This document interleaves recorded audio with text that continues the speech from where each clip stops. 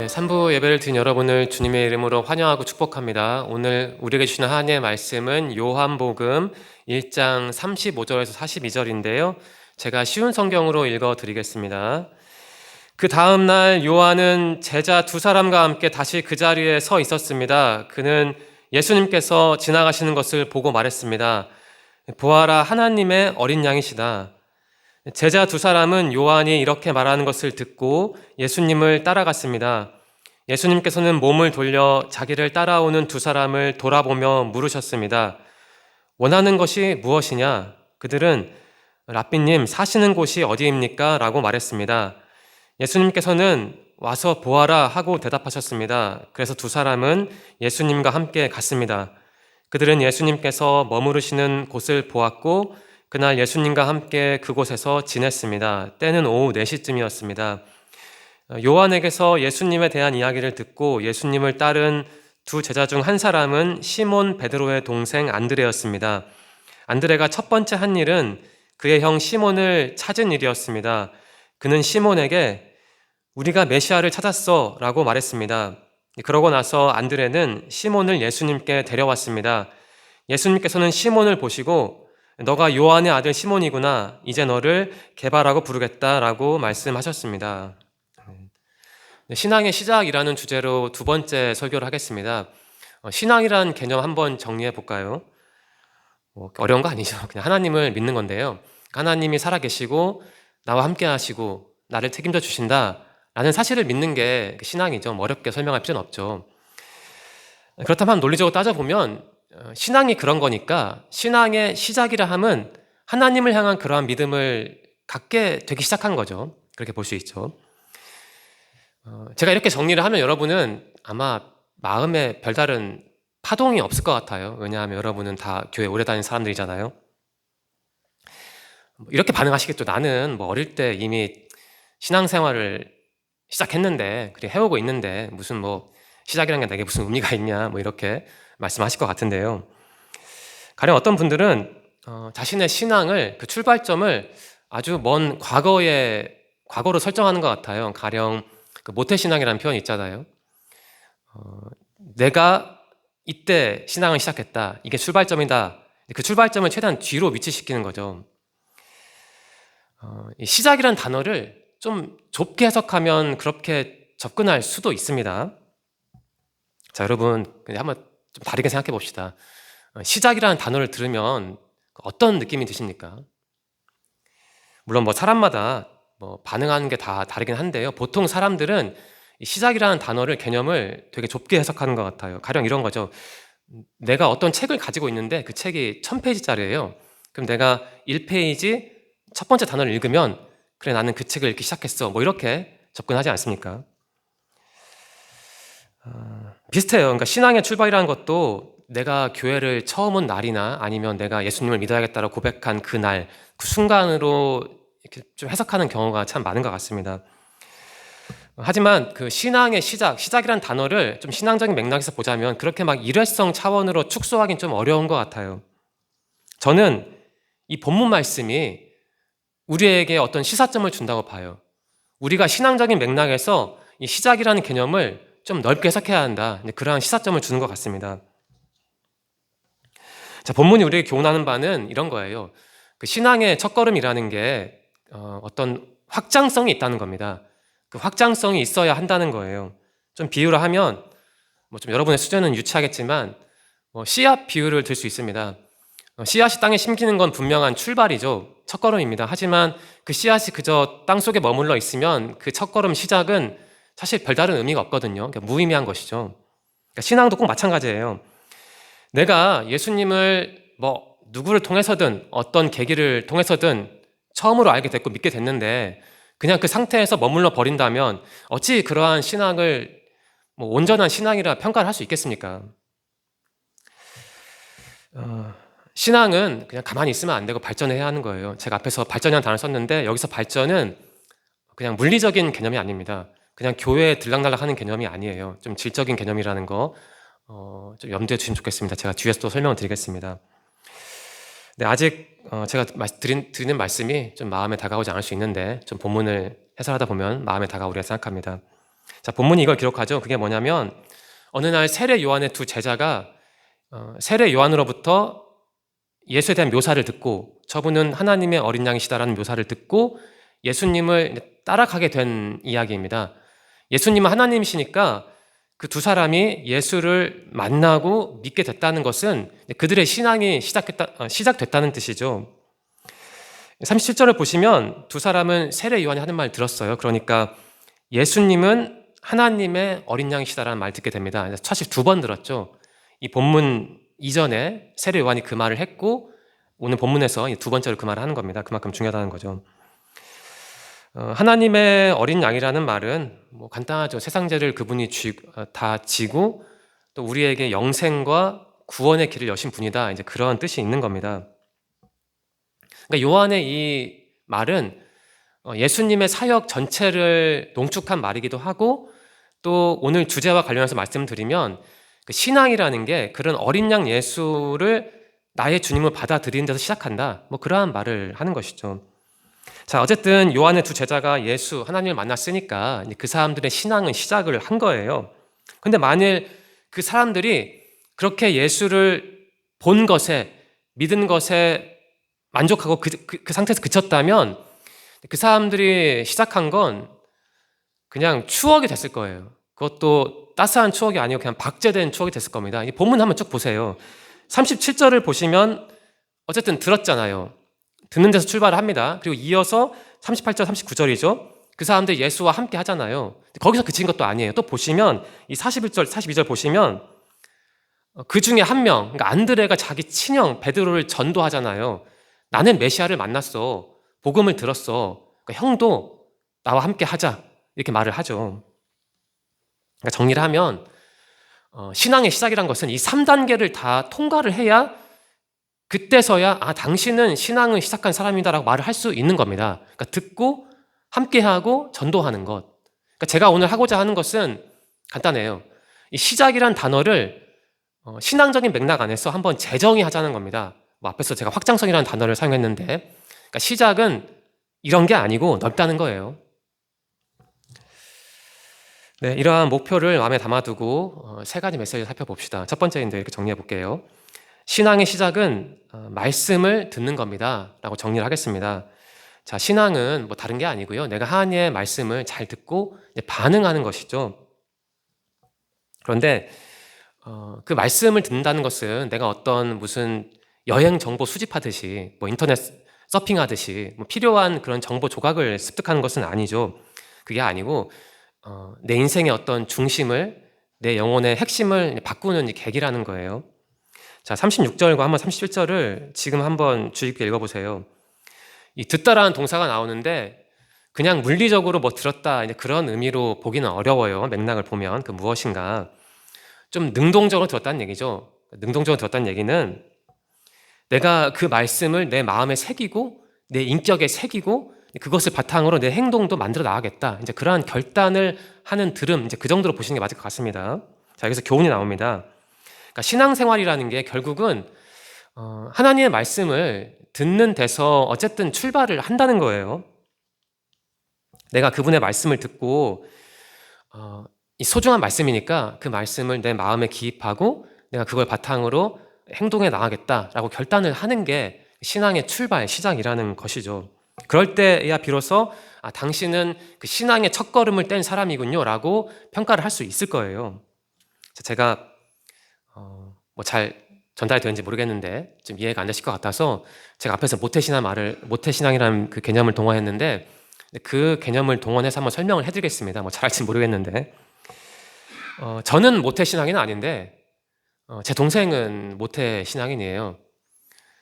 한번 상상을 해보겠습니다. 어느 날 제 동생이 저에게 와서 이런 말을 하는 거예요. 형은 3살 때부터 교회 다녔지. 엄마 손 붙잡고. 근데 나는 내가 엄마 뱃속에 있을 때부터 엄마가 교회 다녔잖아. 뭐 설교를 들었잖아. 말씀을 읽었잖아. 그러니까 나는 태아 때부터 신앙생활을 해오고 있는 거야.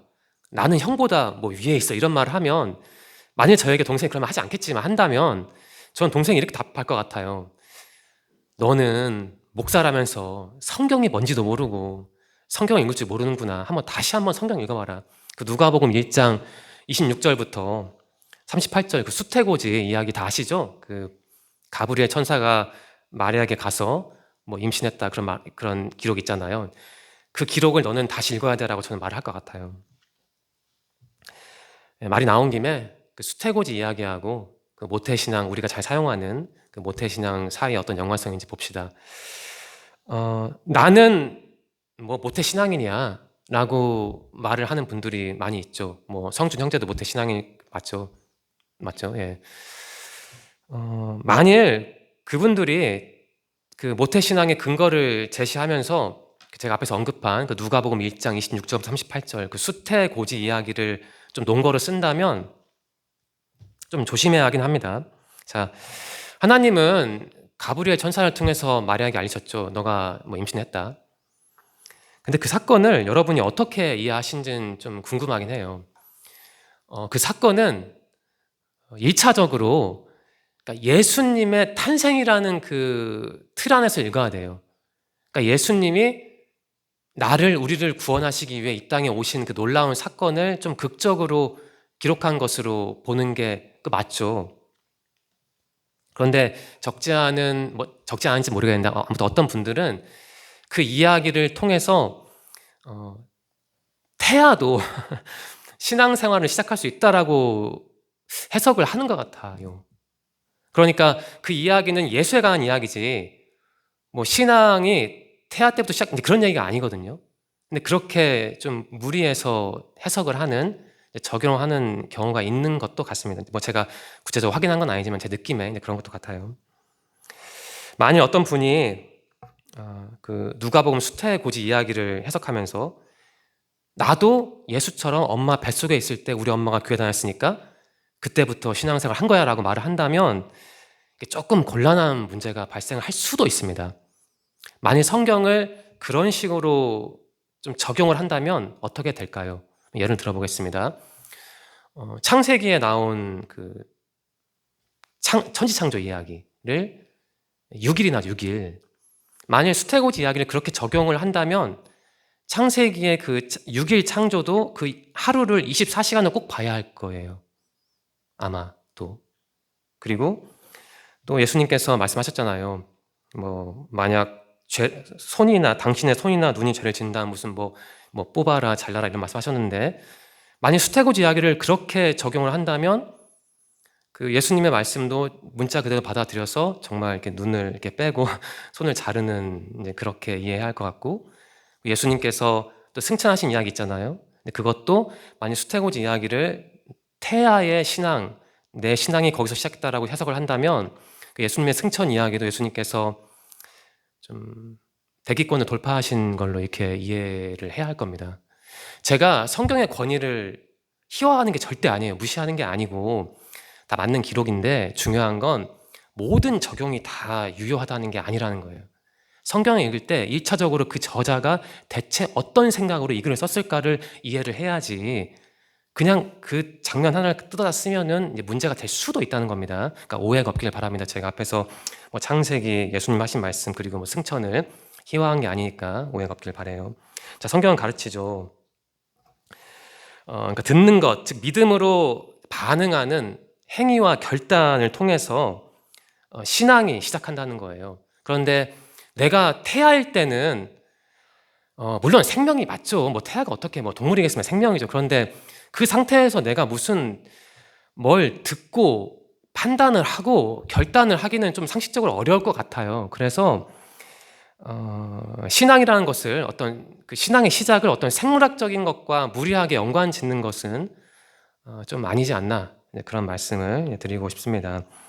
내가 믿음으로 예수님의 말씀에 반응할 때 비로소 나는 이제부터 신앙이다라 말할 수 있는 것이지 우리 엄마가 나 임신했을 때부터 교회 다녔으니까 나는 그때부터 신앙이었다라고 자기 자신의 신앙을 특권하는 분이 계시지 않겠지만 그렇게 특권한다면 뭐 제가 틀렸다는 말씀 드리는 거 아니니까 한번 누가복음 이야기 다시 읽어보시고 좀 다시 한번 재해석해 보시기 바랍니다. 자, 세례요한이 말을 했죠. 하나님의 어린 양이시다. 그러니까 예수는 구세주라는 말이에요.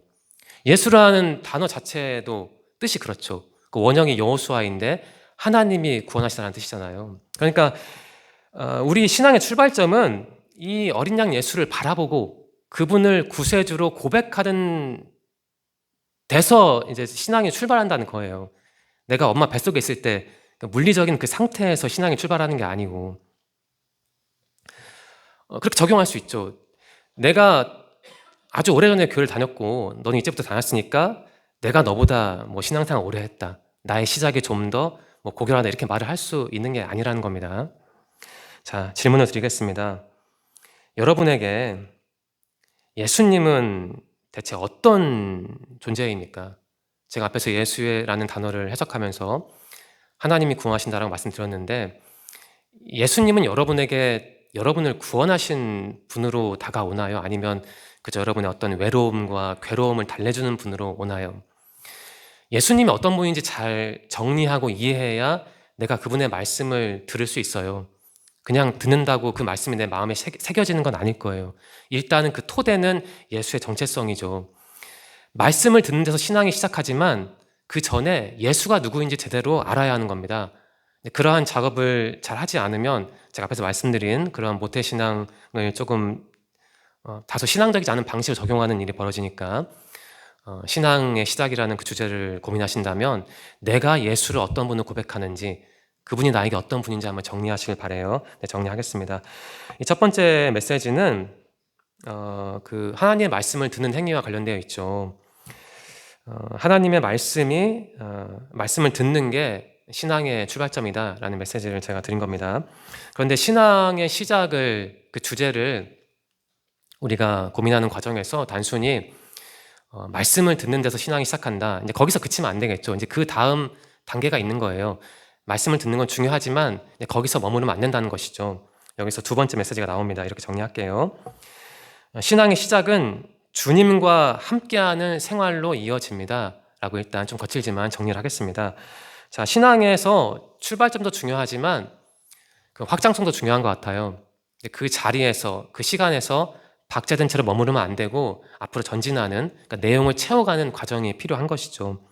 자, 주님을 만났다, 내가 주님의 말씀을 들었다라고 한다면 거기서 끝나면 안 되고, 내가 그분과, 나에게 그 단어를 주신 그분과 어떤 인격적인 관계를 반드시 맺어야 하는 겁니다.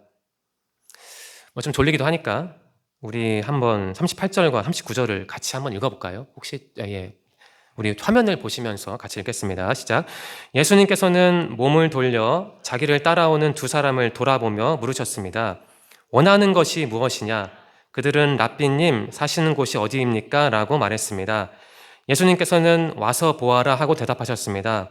그래서 두 사람은 예수님과 함께 갔습니다. 그들은 예수님께서 머무시는 곳을 보았고 그날 예수님과 함께 그곳에서 지냈습니다. 때는 오후 4시쯤이었습니다. 이러한 기록이 있습니다. 핵심은 39절에 나옵니다. 동사가 나오죠. 그 두 제자가 예수님과 함께 그곳에서 지냈다라고 하잖아요. 그 앞에 나오는 머무르다와 같은 동사예요. 한글은 다른 동사를 썼지만 여기서 머무르다 지내다는 것은 단순히 무슨 숙박업소에 들어가듯이 그렇게 체류했다, 이제 그런 뜻은 아니고, 그분과 어떤 인격적인 관계를 맺고 어떤 지속적인 관계를 맺었다, 이제 그렇게 이해하시는 게 맞죠. 자, 두 사람이 예수님과 함께 했다는 게 뭘까? 그분에 관한 정보를 듣는 게 아닙니다. 그분을 일타 강사로 보고 무슨 학원에 등록한 건 아니에요. 그런 차원이 아니고 뭔가 예수님의 말씀 일단 들었잖아요. 그 다음에 1단계가 끝났죠. 자기 몸을 끌고 가서 그분과 함께 생활을 한 겁니다. 그러니까 그분의 그 시간과 공간에 자신의 몸을 위치시킨 거예요, 두 사람은. 다르게 표현하면 들은 내용을 토대로 이제 신앙생활을 뭔가 좀 다채롭게 구체화하는 것이죠. 그게 두 번째 메시지인 겁니다. 좀 유치한 비유를 들겠습니다. 제가 앞에서 첫 번째 메시지 정리하면서 신앙이란 것은 들으면서 시작한다고 했잖아요. 내가 예수의 하나님의 말씀을 듣고 이제 시작을 한 것은 어떤 상자를 하나 얻은 겁니다. 우리가 지난주에 이승민 형제에게 상자를 줬고 거기에 이제 과자를 꾹 눌러 담아줬는데, 신앙을 그러니까 들었다는 것은 첫 번째 메시지는 그 빈 상자를 확보한 거예요. 그러니까 거기에서 그냥 그걸로 멈춘다면, 거기에 만족한다면 그냥 그 사람은 빈 상자 가진 겁니다. 어떻게 해야 하는 그 다음에 그 채워야죠. 과자든 무슨 뭐 젤리든 간에 그 채우는 과정, 구체화하는 과정이 꼭 필요한 거예요. 그럼 그 구체화하는 게 뭐냐? 그 안에 채우는 거죠. 예배를 채우고 성경을 채우고 기도를 채우고 교회 활동을 채우는 거예요. 근데 그런 거예요.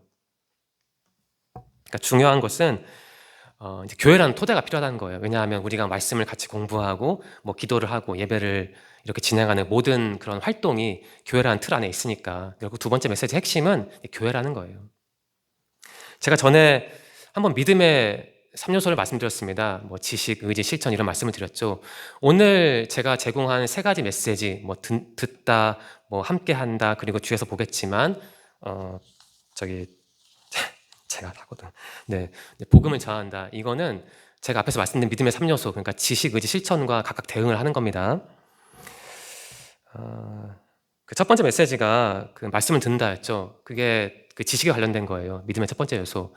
물론 이 지식은 단순히 예수의 뭐 키가 얼마다, 몸무게가 뭐 그런 것은 아니고, 그러니까 예수에 관한 지식인 거, 신앙적인 지식인 거죠. 근데 그거를 확보하는 게 믿음의 첫 단계, 신앙의 첫 단계이죠. 그 다음 의지잖아요.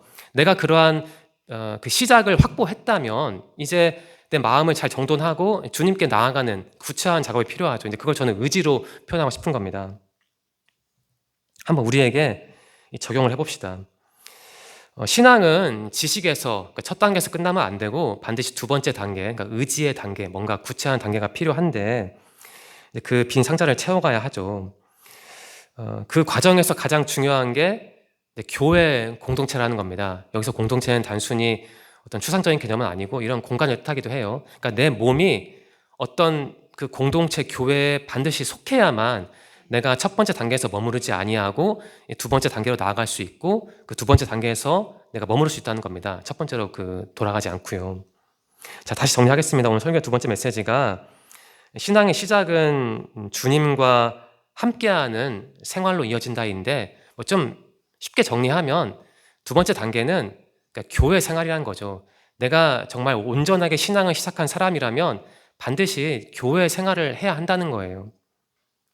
자, 그러면 내가 주님과 함께 주님을 주님을 향한 믿음을 품고 교회 생활을 한다는 게 무엇일까? 뭐 간단하죠. 다른 사람과 부대끼며 살아가는 겁니다. 나는 뭐 인간관계에 서툴고 뭐 쓴소리 듣는 것도 싫어하고 그냥 사람이 싫으니까 그냥 내 방식대로 진행을 하겠다라는 것은 물론 그 사람을 신앙인이다 아니다라고 제가 어떻게 판단할 수 있겠습니까? 하지만 내가 속한 교회가 없다는 것은 내 신앙이 좀 부족하다는 뜻일 수도 있어요. 물론 교회에 다 속았다고 해서 온전한 신앙인은 아니지만 내가 정말 내가 마음 두는 교회가 없다. 나는 교회가 싫다라고 하신다면, 근데 그런 분은 없겠지만 그건 결코 성숙한 신앙이라 보기는 어렵습니다. 꼭 여러분이 속한 그 공동체에 감사하시고 만일 내가 마음 둔 곳이 없다면 꼭 그 공동체를 찾기를 바랍니다. 빨리요. 공동체에 속한 사람들은 다 주님의 제자이고 주님의 사람들이잖아요. 내가 그 사람들과 부대끼며 살아간다는 것은 곧 내가 주님과 함께 살아간다는 거예요. 그러니까 신앙생활에서는 사람이 참 중요한 것이죠. 내가 어떤 형제 자매와 함께 하는가, 내가 그들을 정말 내 마음을 품고 있는 아닌가가 나와 주님의 관계를 가늠하는 열쇠가 되는 겁니다. 내가 다른 사람들과 함께 어떤 교회를 바탕으로 신앙을 읽어간다는 것은요, 예배를 잘 드리고 사람들과 성경을 함께 읽고 기도 제목을 공유한다는 겁니다. 그러니까 어려운 게 아니에요. 이러한 작업을 어려워하지 않고 잘하는 게 신앙을 잘 시작하는 겁니다. 그러니까 시작이라는 개념을 좀 넓게 보시길 바라요. 제가 어떤 통계 자료를 봤습니다. 뭐 전에도 말씀드렸는데 개신교 인구가 현재 한 770만 명 돼요. 근데 그 중에 약 230만 명이 소위 가나안 성도라고 합니다. 뭐 굳이 뭐 가나안 성도를 제가 비판하는 게 아니니까 오해가 없기를 바라요. 그리고 어쨌든 뭐 가나안 성도님이든 무엇이든 간에 교회를 이제 멀리하는 청년뿐만 아니고 그 교인들이 많더라고요. 그 1번, 2번 이유가 뭐냐면 저는 단순히 교회 일이 많아서 교회를 안 나온다 생각했거든요. 그게 아니고 참 저도 부끄러운데 그 목회자의 위선이 첫 번째 이유였습니다. 나는 저 사람을 저렇게 안 봤는데 뒤에서 보니 목회자가 아니더라. 나는 그래서 교회 나가지 않겠다. 라는 경우가 첫 번째 이유로 제가 기억합니다. 제가 그분들에게 위로를 드릴 수 있을까? 전 잘 모르겠어요. 사람에게 대인 건데 그 상처를 어떻게 쉽게 치유를 하겠습니까? 다만 어쨌든 목회자로서 권면을 드려야 하니까 권면을 드리면 이런 거죠. 이게 얼마나 유효한 권면일지 모르겠는데 가령 어떤 의사가 나에게 오진을 했다고 칩시다. 나는 단순 감기였는데 독감으로 처방해서 센 약을 줬어요. 나는 고통을 당했죠. 그럼 의사가 싫어지죠. 하지만 그렇다고 해서 나는 모든 의사가 싫어. 앞으로 병원에 안 갈래. 이렇게 할 수는 없잖아요. 그러니까 제가 말씀드린 것은 만일 여러분이 어떤 목회자 때문에, 저 때문에 교회가 싫어졌다면 그냥 저를 미워하세요. 다만 교회를 멀리하지 마세요. 공동체를. 그건 구분할 수 있잖아요. 우리가 아침과 저녁을 구분하듯이 부분과 전체는 구분해야 하잖아요. 그러니까 공복과 공복이 아닌 상태를 구분하듯이요. 그거 구분할 수 있잖아요. 그냥 목회자를 싫어하시되 교회를 싫어할 필요는 없어요. 그 말씀을 드리고 싶은 겁니다. 그러니까 교회가 신앙생활에서 중요하다는 말씀을 드리는 거예요. 자, 정리하겠습니다. 자, 여러분은 이미 신앙의 출발점을 확보한 사람들이죠. 그리고 이 교회 공동체에 속해서 그 빈 상자에 예배와 기도와 말씀을 채우는, 그러니까 여러분의 신앙을 구체화하는 사람들입니다. 하지만 그것만으로도 부족해요. 가장 중요한 단계가 있는데 이게 무엇이냐면 바로 그 전도를 하는 겁니다. 제가 오늘 아침에도 아이들에게 설교하면서 오늘 설교를 통해서 전도의 중요성을 배우자라고 말씀드렸는데 전도가 그만큼 중요합니다. 제가 세 번째 메시지 이렇게 정리하겠습니다.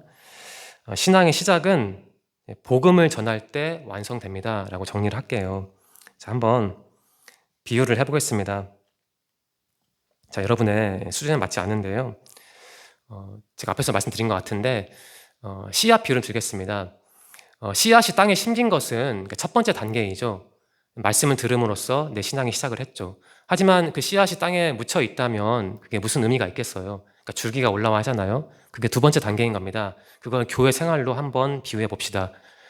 가장 중요한 단계가 남았죠. 그 열매를 맺어야 하지 않겠습니까? 이제 그게 복음이라는 거예요. 복음 전파하는 거란 거예요. 그러니까 전도를 하는 거예요. 그러니까 이걸 보여주는 게 이 41절과 42절입니다. 이제 시몬의 동생, 베드로의 동생이죠. 이제 그 사람이 어쨌든 예수를 만나고 첫 번째 한 일이 형에게 가서 복음을 전한 일이었대요. 형, 내가 메시아를 만났어. 그러니까 형도 나와 함께 가자. 이제 그런 말을 하죠. 그러니까 바로 이런 겁니다. 내가 온전한 신앙이라면, 그리고 나는 신앙을 시작한 사람입니다라고 자신감 있게 말을 하려면 그 전도라는 열매가 있어야 한다는 거예요. 여러분은 지금까지 살아오시면서 몇 명을 전도하셨습니까? 저는 이런 질문을 드리고 싶진 않아요. 왜냐하면 전도라는 개념은 그 범위가 넓거든요. 물론 믿지 않는 분들을 교회로 데려오는 것도 전도이죠. 하지만 그것 못지않게 중요한 게 있어요. 한때 믿음을 가졌지만 흔들리는 사람에게 다시 믿음을 주는 것도 전도이고 또 그걸 더 좁힐 수도 있죠. 내가 어떤 이유로 교회가 싫어졌는데 내가 지금 몸은 교회 안에 있지만 나 정말 하나님과 동행하는 게 싫은데 그런 나를 보면서 나의 마음을 가다듬고 무슨 말씀을 통해서는 기도를 통해서는 그걸 나를 가다듬고 나의 믿음을 새롭게 하는 것도 저는 전도라고 해석을 하고 싶습니다. 그러니까 어쨌든 그런 그게 남을 전도하는 것이든 아니면 안 나오는 사람 다시 나오게 하는 것이든 아니면 나의 흔들리는 믿음을 다잡는 것이든 그러한 열매가 있을 때 내 신앙이 시작됐다라고 말을 할 수 있다는 겁니다. 단순히 나는 엄마 뱃속에 있을 때 교회를 다녔어. 나는 언제부터 교회에 등록했어. 이제 그런 수준에서 신앙의 시작을 논할 수 없다는 거예요. 그런 말씀을 제가 드리는 겁니다. 네, 설교를 마치려 합니다. 신앙의 시작은 단순히 일회성 결단은 아니죠. 이 본문에 기초하면 신앙의 시작이라는 것은 시작이라는 단어에는 어떤 확장성과 역동성이 있습니다. 부디 여러분이 그 말씀을 듣는 신앙에서 그치지 말고 꼭 그 교회를 소중하게 여기시길 바라요. 제가 언제부턴가 그 교회 공동체라는 주제에 관심을 두고 나름대로 연구를 하고 있습니다. 그리고 지금 이 올해 첫 번째 설교의 주제가 신앙의 시작인데 다음 주제는 공동체거든요. 그 개인 신앙이 있고 그 공동체 신앙이 있잖아요. 저는 얼마 전까지만 해도 저의 개인 신앙 다음에 공동체인지 알았거든요. 근데 그건 아닌 것 같아요. 굳이 우선순위를 매기자면 공동체 신앙이 우선이고 그 틀 안에서 나의 신앙을 만들어 간다고 저는 생각해요. 여러분이 꼭 그 개인 신앙에만 치중하지 말고 그 공동체 신앙이 무엇인지 한번 정의를 해보시기 바라고, 또 제가 세 번째 메시지 드린 것처럼 꼭 성과가 있어야 하는 겁니다. 열매가 있어야 하는 거예요. 그냥 듣고 교회 오는 데서 멈추면 온전한 신앙이라 보기 어렵죠. 꼭 전도이든 아니면 나의 믿음을 늘 갱신하는 것이든 그러한 열매를 확보함으로써 여러분이 하나님 앞에서 온전한 신앙이라는 사실을 늘 증명하시길 바랍니다. 기도하겠습니다. 하나님 감사합니다. 오늘도 우리를 주님의 품으로 불러주시고 예배를 드리게 하시고 말씀을 통해 깨닫게 하시니 감사합니다. 하나님, 오늘 우리는 배웠습니다. 신앙의 시작이라는 것이 단순히 말씀을 딱 한 번 듣고 끝내는 일회성 결단이 아님을 깨달았습니다. 신앙이라는 것은 기본적으로 확장성과 역동성이 있다는 것을 이 시간 배웠습니다. 하나님, 이 자리에 있는 모든 분이 주님의 말씀에 귀 기울이기를 원합니다. 그리고 이 자리에 있는 모든 분이 그저 말씀에 집중하는 데서 멈추는 것이 아니고 교회 공동체를 소중하게 생각하기를 소망합니다. 또한 이 자리에 있는 모든 분이 교회 공동체를 소중하게 생각하는 데서 그치는 게 아니고 더 나아가서 믿음의 열매를 맺기를 소망합니다. 하나님, 새로운 한 주가 시작합니다. 이 자리에 있는 모든 분들의 몸과 마음과 영혼의 건강을 지켜주시고 다음 주에는 이 자리에 있지 않은 분들도 함께 모여서 예배 드릴 수 있도록 인도해 주세요. 함께 하실 것을 믿으며 예수님의 이름으로 감사하며 기도드립니다. 아멘.